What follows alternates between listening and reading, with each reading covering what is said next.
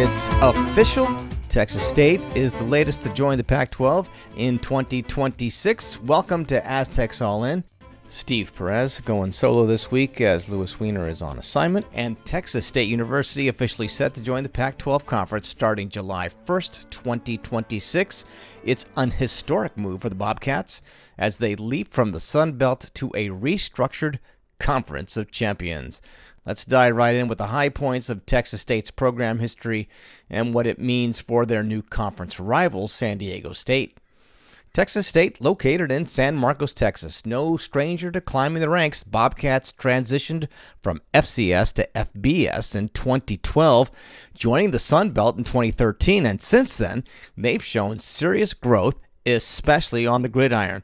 Under head coach G.J. Kine, Texas State football has been a force, posting back-to-back 8-5 seasons, winning the First Responder Bowl in both 2023 and 2024. That's right, two straight bowl wins, a rare feat for a program still finding its footing at the FBS level, and something the Aztecs haven't done lately. Their athletic department, with a $47 million budget, ranks 112th in the 2024-25 Learfield Directors' Cup standings. It's intended to represent a ranking of the top collegiate athletic programs in the U.S., a joint effort between Learfield, a Dallas-based sports media and tech company, and the National Association of Collegiate Directors of Athletics. Their ranking outpaces several Mountain West foes, including their new future Pac-12 foe, San Diego State, which sits at 157th.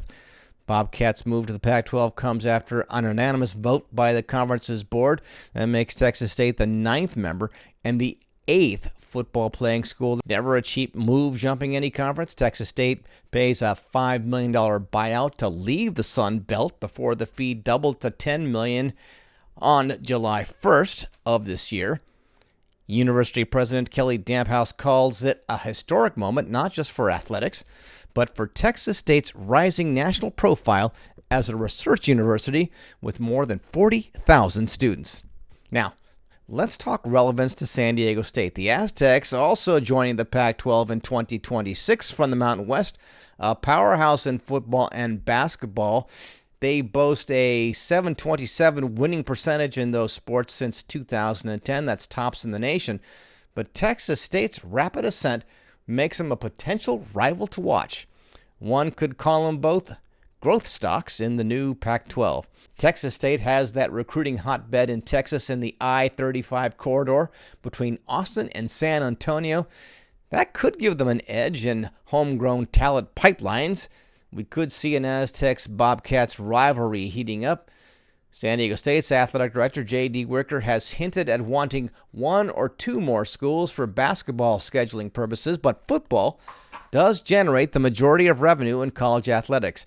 That's where Texas State has the momentum going. They are ranked 88th in ESPN's Football Power Index among FBS teams. That means the Bobcats, led by Director of Athletics Don No Relation Coryell, could challenge SDSU. At last check, Aztecs were 117th in said FPI. The move signals a new era for the Pac-12. Texas State joining Boise State, Colorado State, Fresno State, Oregon State, San Diego State, Utah State, Washington State, and only Gonzaga coming up a little bit short in that state appendation. Otherwise, the Pac-12 could be the all-state conference and maybe draw a little bit of sponsor dough from All-State. Anyways, the Bobcats bring potential, a growing fan base, and notable alums like baseball's 2022 NL MVP Paul Goldschmidt and country legend George Strait. And they also feature a late U.S. president, LBJ Lyndon Baines Johnson, back when it was called Southwest Texas State Teachers College. So the abbreviation for Texas State is TXST. Their president and their AD did an extensive interview with the Big Mountain podcast, and we thank them for the upcoming sound. San Diegans know San Marcos as a city in the north part of the county. Damphouse, the president, puts it on the map for those who aren't so parochial. 60,000 high school seniors in Texas applied to come to Texas State this fall. And those numbers are astronomical. This will be the fourth year in a row with record-sized freshman class. Our enrollment's over 40,000. We're a huge university, 24th largest undergraduate university in the country. We'll be an R1 institution. We already operate like an R1 institution, but by 2027 we'll actually be an R1 institution. So academically, research-wise, enrollment-wise, we're already in great shape. This is a great university. And this is the end of my third year. Tomorrow is the beginning of my fourth year here. And my concern, I think the concern of most people when I came, was that people just didn't know who we were. And I think that even within the state, but especially nationally and internationally, people didn't know about Texas State. And to be honest, until I started digging in as an applicant, I confess I didn't know much about Texas State either. And so from an outsider, I thought, well, what can we do to fulfill that mission of raising our national profile? And so we focused on athletics in general and football in particular to get us to where we are. And I think the overwhelming response from our fans, from our alumni, I haven't been able to keep up with social media today. You mentioned some stuff.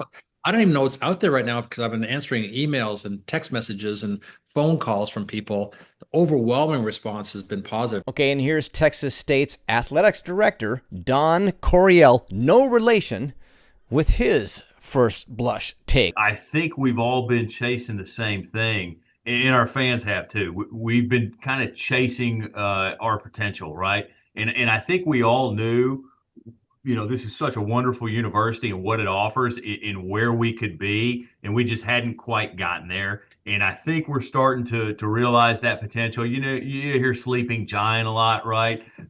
Sometimes that's good, sometimes that's bad. Maybe you're not living up to your expectations, and that's why you're a sleeping giant. But I think we've turned the corner. This is a massive day for us, right? To join a conference like the Pac-12. To be able to compete at the highest level. This is a top 5 league, right? In men's basketball. It's going to be a top 5 league in football. From a national visibility standpoint, it's going to give us exposure we haven't had before. It's going to elevate our recruiting. It's a financial gain for us. And then just the excitement of our fans, which is what we're talking about right now. It's a whole nother level. All right, props and credits and thanks go again to the Big Mountain Podcast featuring JY and Steve. You can head over to their channel at the Big Mountain Podcast on YouTube for the whole thing. And can't wait to hear Louis Weiner's thoughts on booking that first Aztecs All In road trip to San Marcos, Texas. But guess we'll have to wait until he gets back from being, quote, on assignment, unquote. Meantime, we are done with this edition of Aztecs All In. Keep those cards and letters coming to aztecsallin@gmail.com. Follow us on the X at Aztecs_all_in. So, for the vacation, on assignment, Louis Weiner, this is Steve Perez saying thanks for stopping by, and we're in touch, so you be in touch. I am not Hugh Downs.